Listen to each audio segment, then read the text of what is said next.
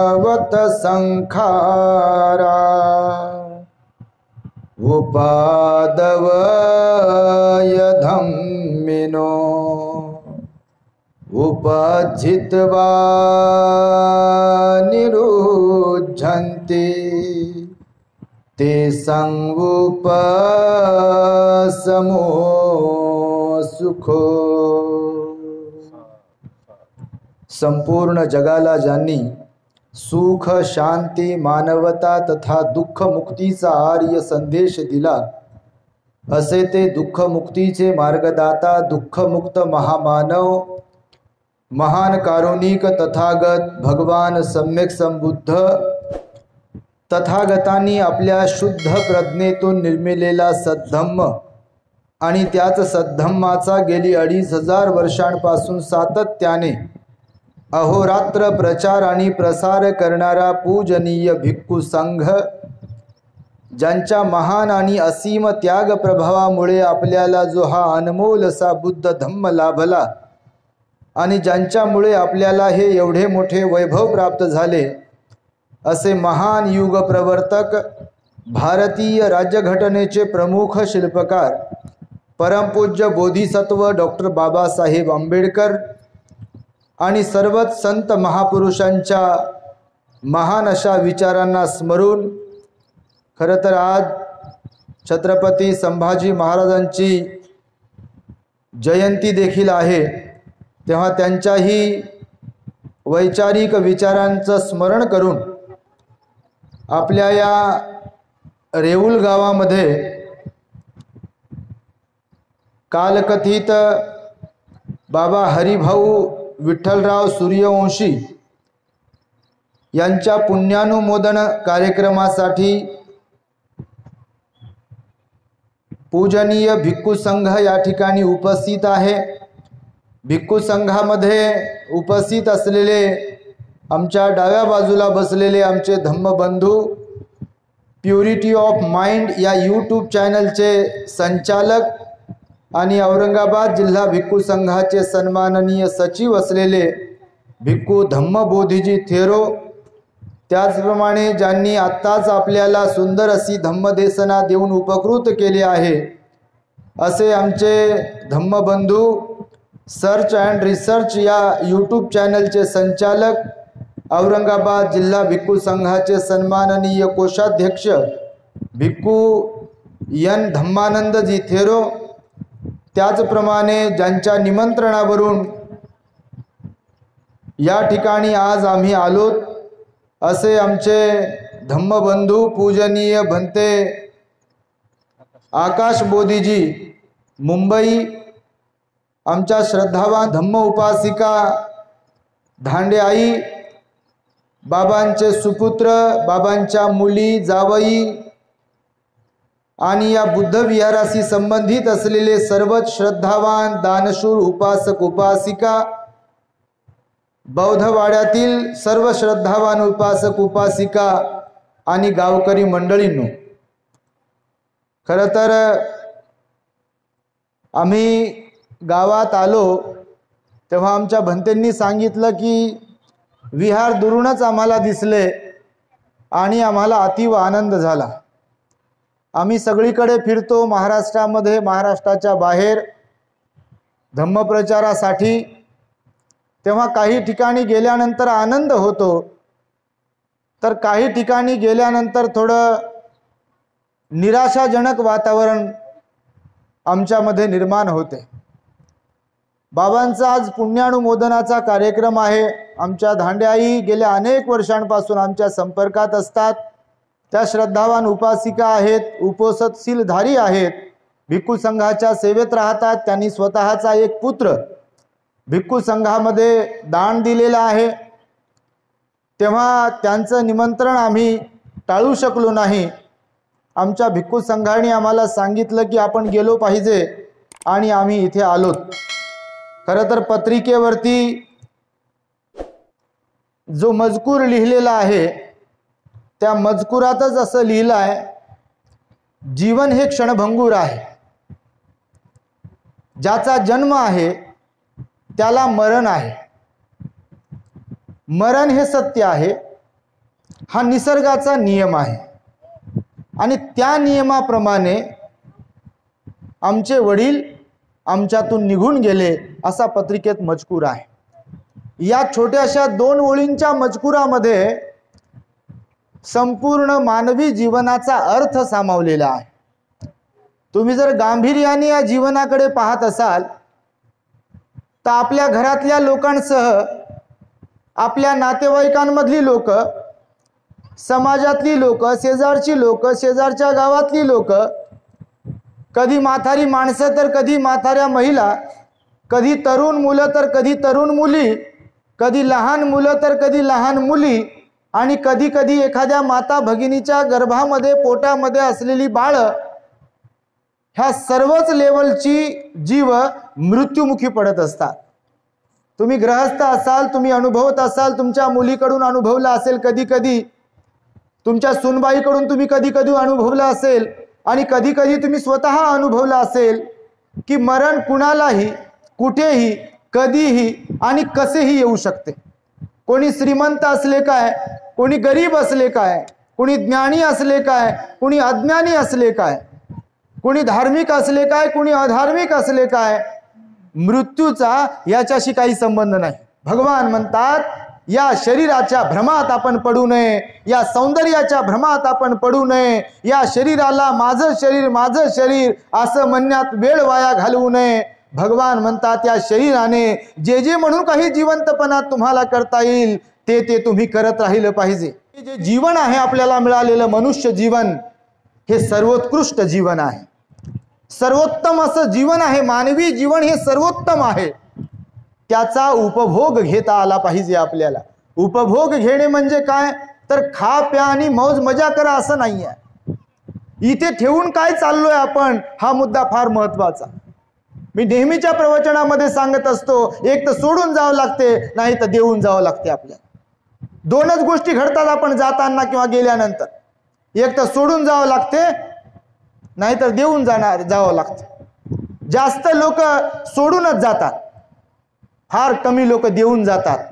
जसे बाबासाहेब, जसे भगवान बुद्ध, जसे धम्मगुरू, अरहत भिक्खू, संत महापुरुष जेवढे इथे आले ते देऊन गेले. लोक रडले पाहिजे, आपण हसत गेलो पाहिजे. जसं की आपण रडत रडत येतो नाही का आणि लोक हसतात, आपण हसत हसत गेलो पाहिजे, लोक रडले पाहिजे. घरचे तर लोक रडतीलच हो, पण इतर लोक रडले पाहिजे.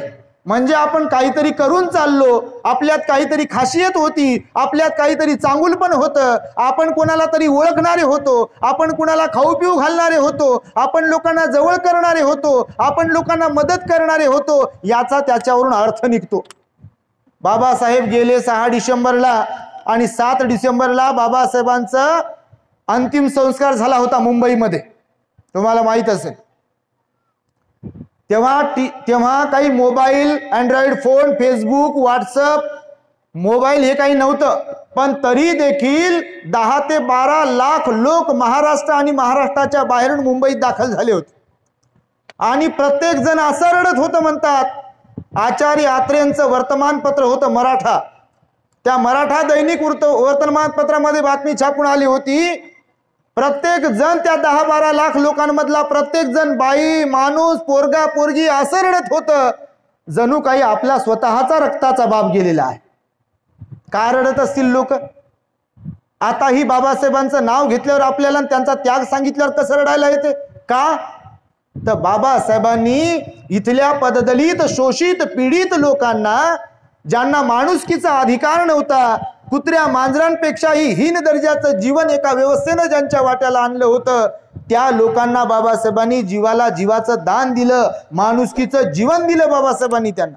आणि म्हणून बाबासाहेब तुमच्या माझ्या प्रत्येकाच्या हृदयात आहेत. म्हणून संताचं वचन आहे, मरावे परी कीर्ती रूपी उरावे. म्हणून आमचे भंतेजी पण म्हणाले, आपण किती दिवस जगलो ह्याला महत्व नाही, आपण कसे जगलो ह्याला फार महत्व आहे. चांगलं बनून आपण गेलो पाहिजे, 4 लोकांच्या डोळ्यांमधले अश्रू पुसून आपण गेलो पाहिजे, लोकांना रडून आपण नाही गेलो पाहिजे. हे जीवन नश्वर आहे बांधवांनो, क्षणभंगूर आहे. इथे कुणाचाच भरवसा नाही. प्रत्येक जण जाण्यासाठी इथे आलेला आहे, प्रत्येक जण. मी तुम्हाला एक छोटीशी स्टोरी सांगणार आहे मोटिवेशनल, की जीवन काय आहे. एक राजा होता, त्याला 4 राण्या होत्या. लक्षपूर्वक ऐका, प्रत्येकाला लागू होणारी ही कथा आहे. प्रत्येकाला हा आवाज ज्यांच्यापर्यंत पोहोचतोय त्यांनाही, तुम्ही बसलेले आहात इथे तुम्हालाही, आणि कोणी कोणत्याही जाती धर्माचा असेल त्यांनाही लागू होणारी ही कथा आहे. तेव्हा लक्षपूर्वक ऐकावे. एक राजा होता, त्याला 4 राण्या होत्या. एक पहिली जी राणी होती, तो तिच्याकडे नेहमी नेहमी नेहमी नेहमी एकटक पाहत असे, निहाळत असे तिला. अशी एक पहिली राणी होती त्याची. दुसरी राणी जी होती, तो तिच्यासोबत बसत उठत असे, जास्त वेळ तिच्यासोबत घालवत असे. अशी एक दुसरी राणी होती. तिसरी राणी जी होती, तिला फिरायला घेऊन जात अशा, इकडे फिरायला घेऊन जा, तिकडे फिरायला घेऊन जा. पण चौथी जी राणी होती, तिच्यावर मात्र राजाचं अजिबात ध्यान नव्हतं, बिलकुल ध्यान नव्हतं. मग ह्या चौथ्या 4 ज्या राण्या होत्या, तर एक दिवस असा आला की राजा आता मरणासन्न त्याच्या खाटेवरती झोपला होता. आता राजा मरणार होता. मग मरणार होता तर 4ही राण्या त्याच्या आजूबाजूला बसलेल्या होत्या. मग राजाने पहिल्या राणीला विचारलं, मी तुला खूप निहाळलं, मी तुझ्याकडे खूप प्रेम दिलं, मी तुला निहाळत होतो, तुला टक लावून बघत होतो, मी पुन्हा पुन्हा तुझ्याकडे पाहत होतो, तर आता मी चाललोय हे जग सोडून. तर मी तुला खूप प्रेम दिलं, खूप जीव लावला, तर तू माझ्या बरोबर येशील का? तर राणी म्हणे, नाही महाराज, मी तुम्हाला इथंच सोडून देईल, मी इथंच राहील. राजाला दुःख झालं की बा जिच्याकडे पुन्हा पुन्हा पाहत होतो, टक लावून पाहत होतो, निहाळत होतो, उठता बसता पाहत होतो, झोपेतून उठलं की पाहत होतो, बाहेर जायचं तर पाहत होतो, बाहेरून आल्यावर पाहत होतो, निहाळत होतो, आणि ती तर म्हणते बाबा तुम्हाला एकट्यालाच जावं लागेल, मी काय सोबत येत नाही. राजा दुःखी झाला, कष्टी झाला. राजाने दुसरीला विचारलं, पहिली तर म्हणते येत नाही सोबत, तू येते का माझ्या सोबत, येशील का? तर दुसरी त्याला म्हणे, बा महाराज माफ करा, मी स्मशानभूमीपर्यंत तुमच्या सोबत येईल, पण तिथून पुढे मात्र तुम्हाला एकट्याला जावं लागेल, आम्ही इथंच थांबेल, आम्ही काय येत नाही तुमच्या सोबत. मग तिसरी राणी जी होती, ती राणी म्हणाली, त्या राणीला विचारलं की तू येशील का माझ्या बरोबर? तर ती सुद्धा म्हणाली, महाराज मी सुद्धा तुमच्या बरोबर येत नाही, तुम्हाला एकट्याला जावं लागेल. तर राजा परेशान झाला. ज्या 3 राण्यांना मी एवढं प्रेम केलं होतं, त्यांच्यापैकी कोणीच तयार नाही माझ्या बरोबर यायला. आणि मग चौथी राणीला राजानं विचार केला, बा आता चौथी करता आपलं ध्यानच नव्हतं, आता ज्यांच्यावर प्रेम केलं त्याच यायला तयार नाही, तर चौथी काय तयार होईल? पण राजाला वाटलं बा ठीक आहे, आता हरकत नाही, पण विचारू आपण एकदा, विचारायला काय हरकत आहे.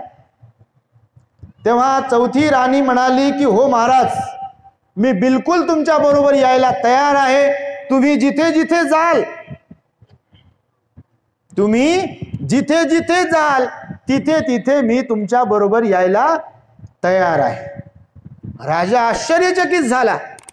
राजाला वाटलं, गड्या ज्या 3 राण्यांवर मी जीवापाड प्रेम केलं, जीवापाड जपलं त्यांना, त्या राण्या म्हणतात की आम्ही तुमच्या बरोबर येत नाही, पण जिच्याकडे मी दुर्लक्ष केलं जीवनभर, ती राणी म्हणते मी तुम्ही जिथे जिथे जाल तिथे तिथे महाराज मी तुमच्या बरोबर यायला तयार आहे. आणि मग त्या राणीचे शब्द ऐकल्यानंतर राजा प्रसन्न चित्ताने निघून गेला, जगाचा निरोप घेतला. आता ही राजाची कथा जी आहे, 4 राण्यांची जी कथा आहे, ही कथा आहे. पण या कथेचा जो सार आहे, या कथेचा जो अर्थ आहे, या कथेचं जे मर्म आहे, मी ते तुम्हाला आता सांगतोय की पहिली राणी कोणती होती, दुसरी राणी कोणती होती, तिसरी राणी कोणती होती. तर पहिली राणी म्हणजे काय माहिती आहे तुम्हाला? तो राजा म्हणजे तुम्ही, मी, प्रत्येक जण. जो राजा सांगितला ना मी तुम्हाला, तो राजा म्हणजे दुसरा तिसरा कोणी नाही, तर राजा म्हणजे आपणच. मी, तुम्ही सर्वजण, आपण प्रत्येक जण राजा आहे. तर त्या राजाची पहिली राणी जी आहे, जी म्हणाली की महाराज तुमचा श्वास गेल्याबरोबर मी तुम्हाला सोडून देईल, तर ती जी होती ती राणी म्हणजे हे आपलं शरीर आहे. कार्यक्रमात जायचे तर आरशासमोर तिला निहाळते, असं चेहऱ्याला. बाहेरून आलं तर निहाळते. निहाळतात ना आपल्या शरीराला, किती निहाळतो. सकाळी आंघोळ करायची, साबण लावली का, सगळीकडे लागली का साबण, निहाळतो का नाही शरीराला. लग्नात जायचंय, वाढदिवसाला जायचंय, बाहेरून आलो, हातालाच पहा, नखालाच पहा, बोटालाच पहा, केस पांढरे झाले का, दाढी पांढरी झाली का. बाप्पा सकाळी उठल्यापासून ते रात्री झोपेपर्यंत तो आरसा फुटून जाईल परेशान होऊन, पण आपण काय आरशाला सोडत नाही. म्हणून म्हटलं पहिली राणी म्हणजे आपलं हे शरीर आहे. कारण काय, तर या शरीराला आपण निहाळतो. निहाळता का ना तुम्ही? माथार होईपर्यंत. हो, आता आमच्या बाबाकडे पाहतो, आमच्या आयांकडे पाहतो, म्हाताऱ्या बापा पांढरा शुभ्र रुमाल बांधलाय डोक्याला, कोण शर्ट पांढरे शुभ्र घालून आलेत, नाही का. पहा प्रत्येकाला चष्मा, बापा खिशामध्ये काय मोबाईल ठेवलाय, डायरी ठेवली, पेन ठेवली, दिसत नाही काहीच नाही, तरी पहा कसे टापटीप दिसतात. आमच्या आया पहा बापा, पोरानं लेकानं घेतलेलं लुगडं घातलंय कोण, लेकीनं घेतलेलं लुगडं घातलंय कोण, नाही का.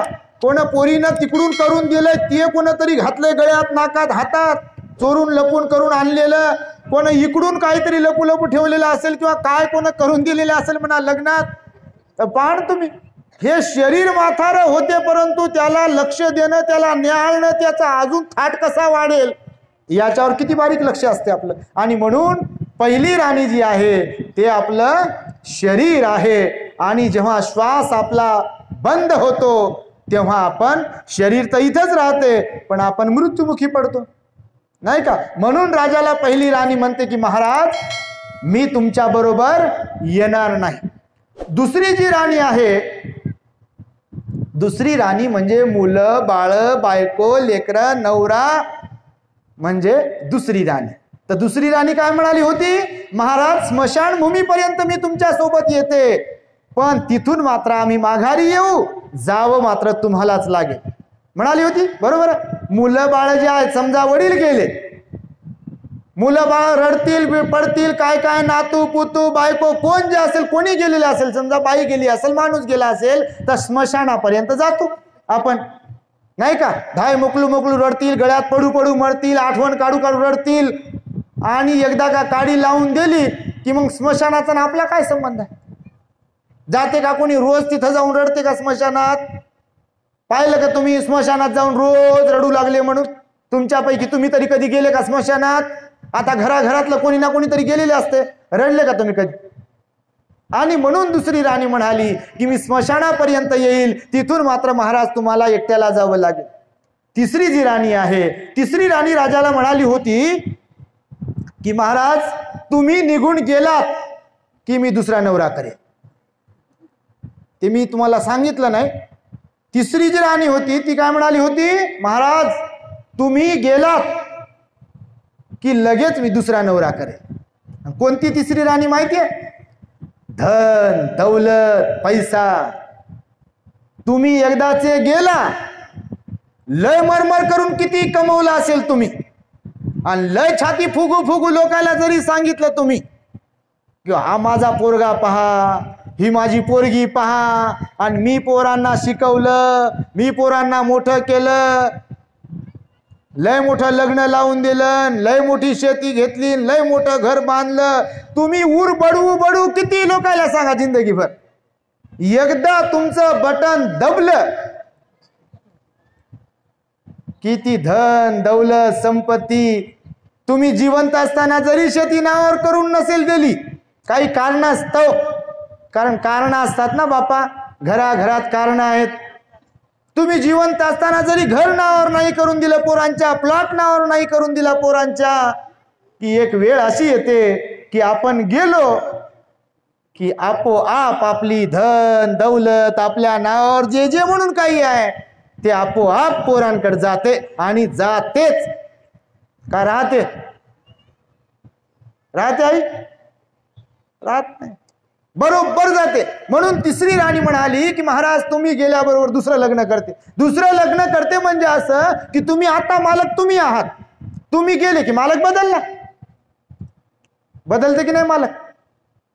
आपण गेलो की मालक बदलते. जिवंतपणात किती जरी माझं जरी म्हटलं काही काही लोक असे असतात कंजूस बघा दान धर्म करत नाहीत पुण्यकर्म करत नाहीत काही नाही.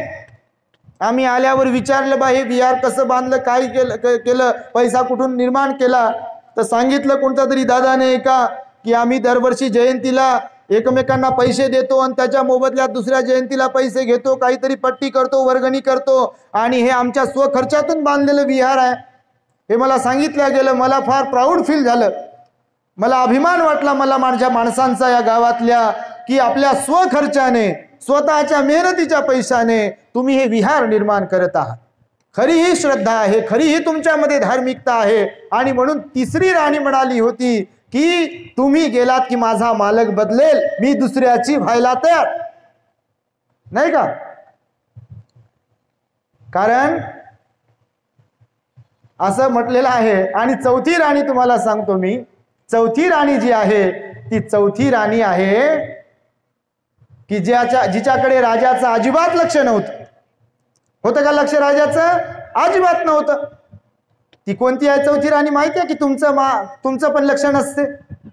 ती राणी म्हणजे शील सदाचार पुण्यकर्म दान पुण्य प्रेम आपुलकी जिव्हाळा ह्याच्याकडे कुठे लक्ष असते आपलं.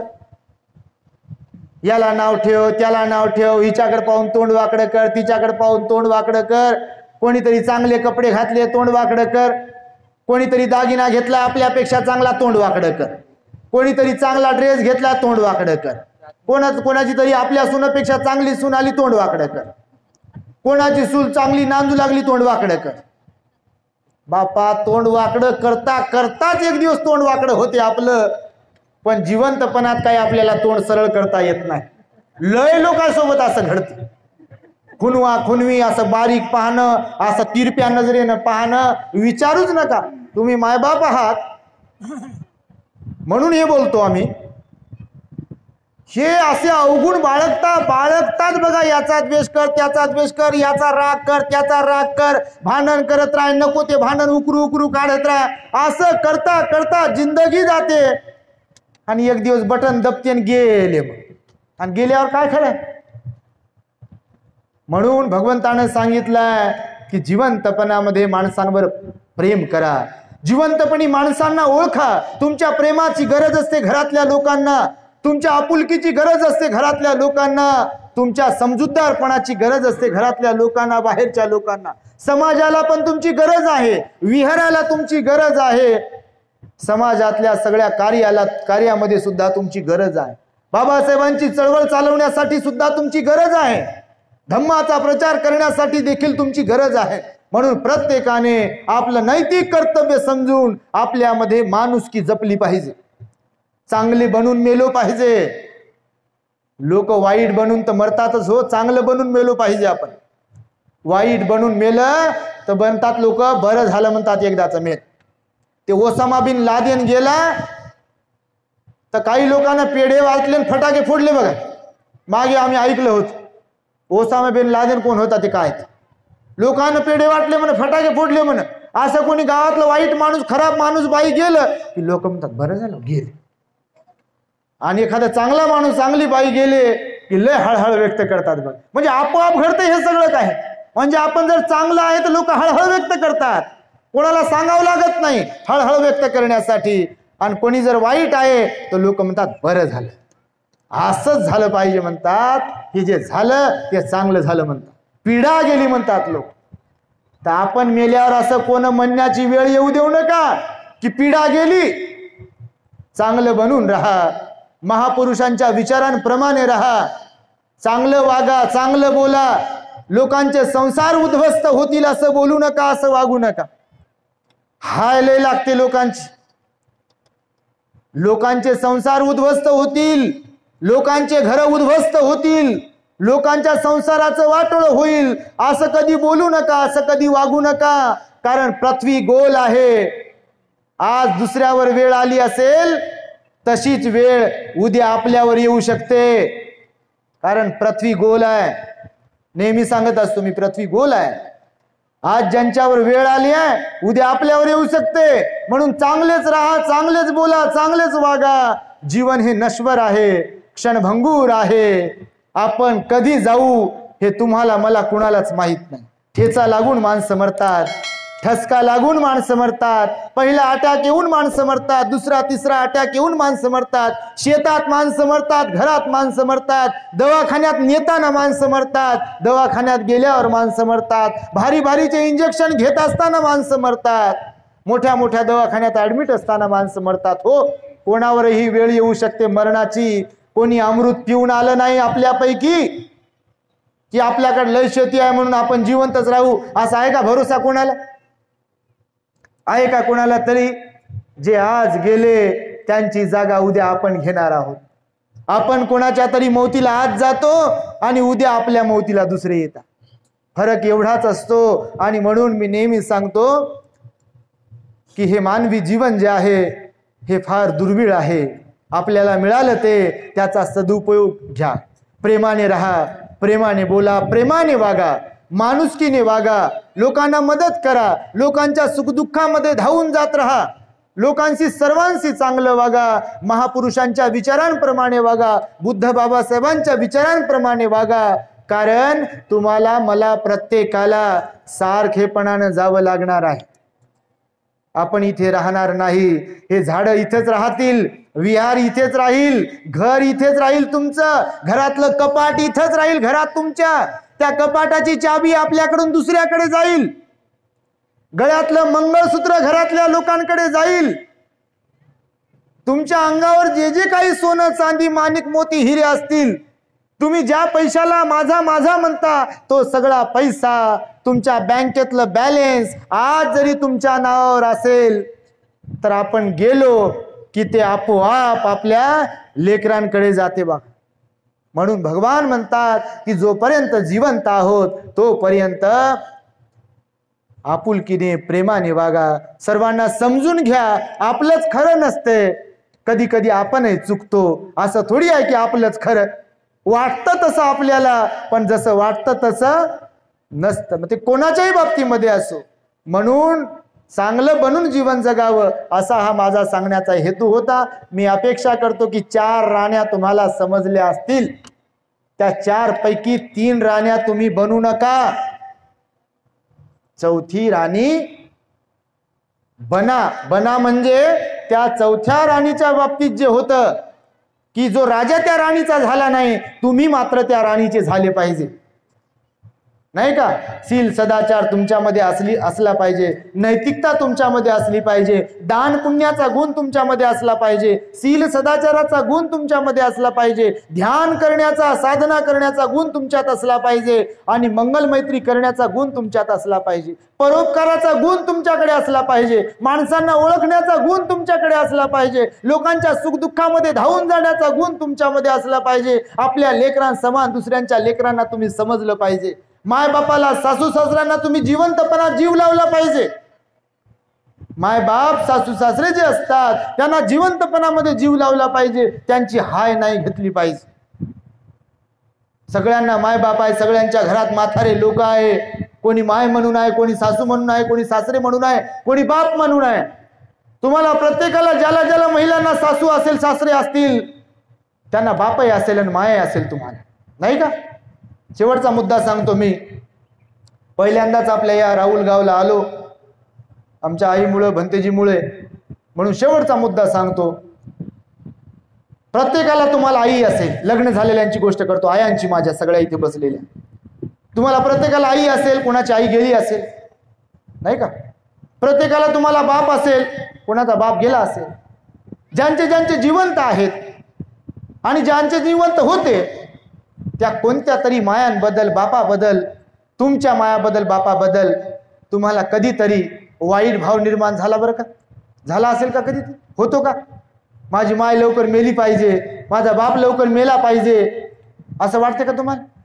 माझ्या भाऊजाईने माझ्या मायला लय त्रास दिला पाहिजे असं वाटते का तुम्हाला? माझ्या भाऊजाईने माझ्या बापाला लय त्रास दिला पाहिजे असं वाटते का तुम्हाला? माझ्या भाऊजाईने माझ्या भावाला लय त्रास दिला पाहिजे असं वाटते का तुम्हाला? वाटते का? बापा झाकली मूठ आहे वाटते सगळ्यांची.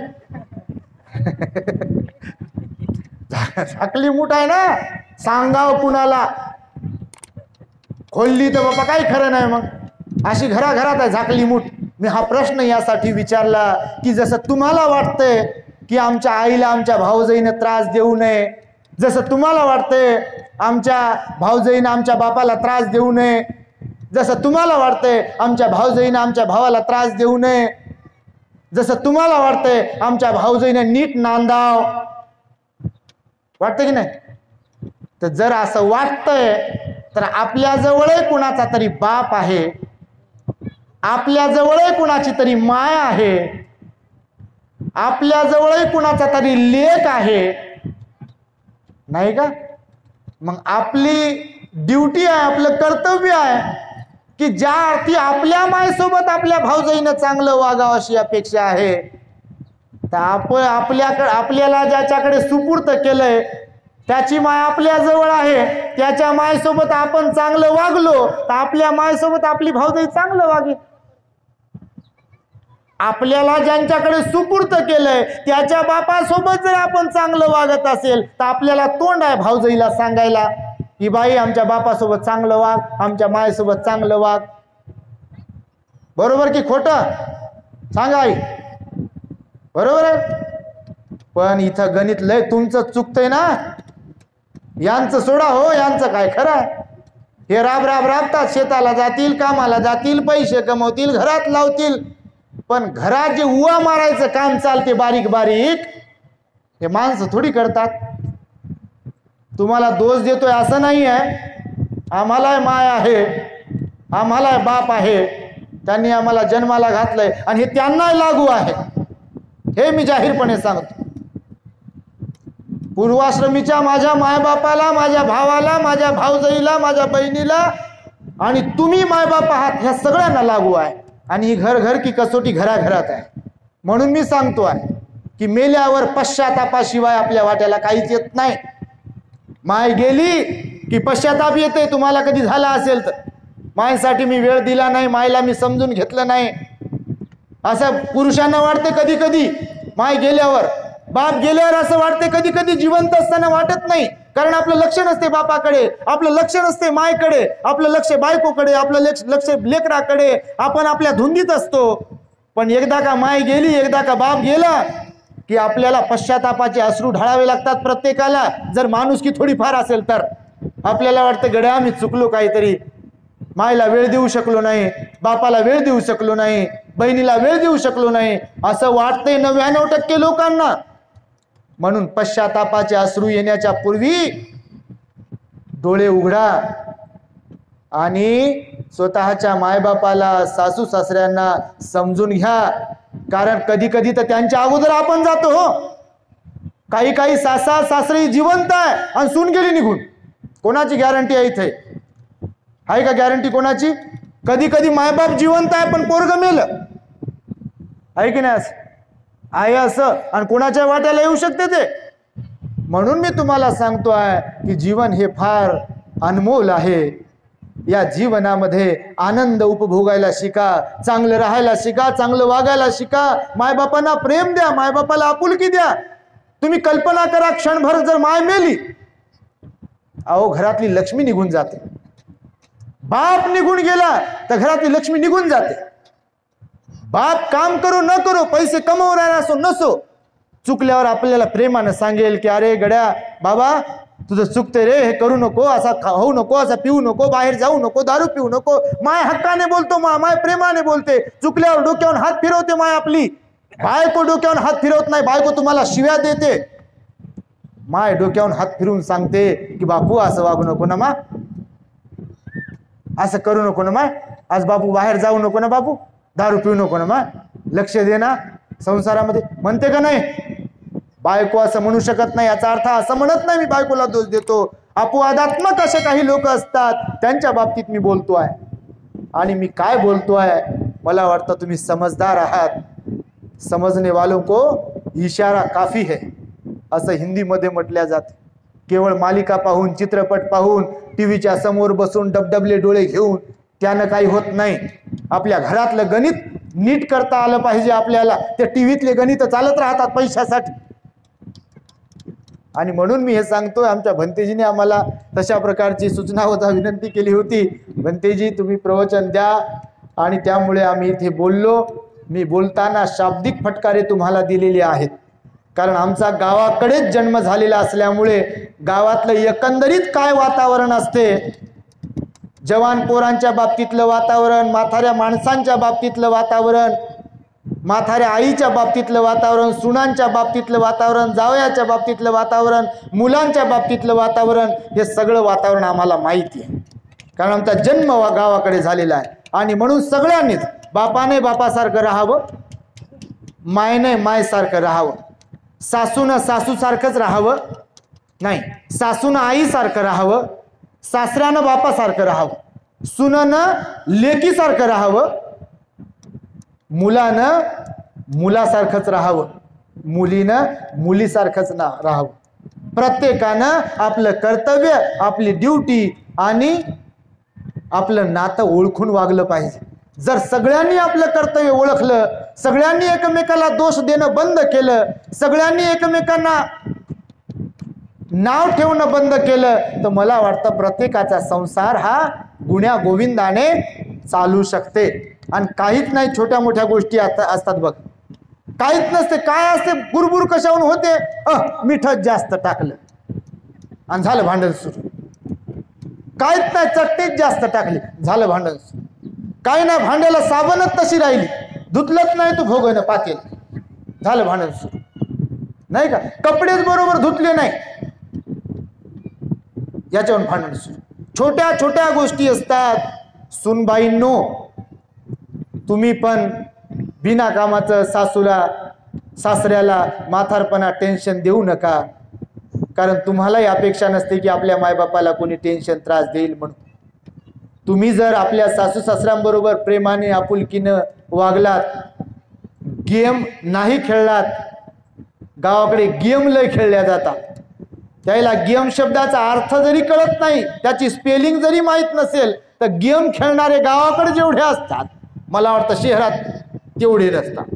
लय गेम खेळायचा, कोणाबरोबर गेम खेळत राहतील, घरच्याच लोकांबरोबर गेम, कोड्यात काय बोलतील, नाही का, नवऱ्याला कसा राग येईल, असं कसं वागतील, मग नवरा कसा आपल्या मायला आणि बापाला झापल आणि भावाला आणि बहिणीला झापल, असं कसं वागतील, असं टचकून चावतील आणि कसं बाजूला जाऊन बसतील, मला काय माहिती, असं करतील.